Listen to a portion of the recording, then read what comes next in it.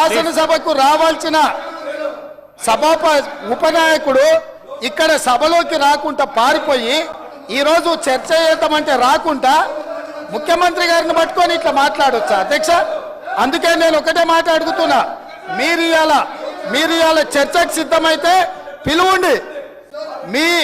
మీ party నాయకుడిని, మీ సభాపక్ష నాయకుడిని చర్చ చేద్దాము. రేపు సాయంత్రం వరకైనా కాళేశ్వరం ప్రాజెక్టు మీద, గోదావరి జలాల మీద ఈ ప్రభుత్వం చర్చ చేయడానికి సిద్ధంగా ఉంది.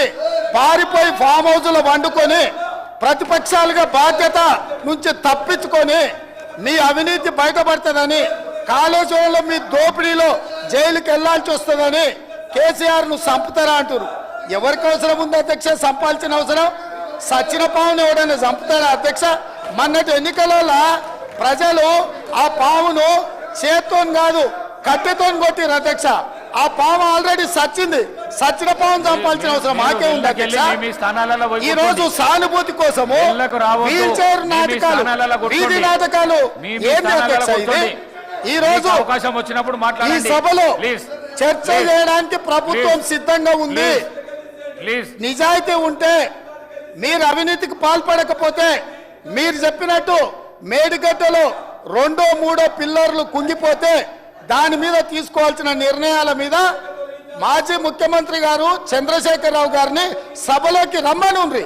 చర్చ చేయడానికి ప్రభుత్వం సిద్ధంగా ఉంది. పారిపోయి అక్కడెక్కడో పోయి ఆడేదో ప్రగల్భాలేంది అధ్యక్ష? రమ్మనుండ్రి సభకు. వాస్తవాల మీద చర్చ చేస్తాం, మొత్తం ఇక్కడ పెడతాం. ఇవాళ ఆయన తప్పించుకుంటాడు, ఈయన వచ్చి ఈడ కొత్త మాటలు చెప్తాడు ఈడ.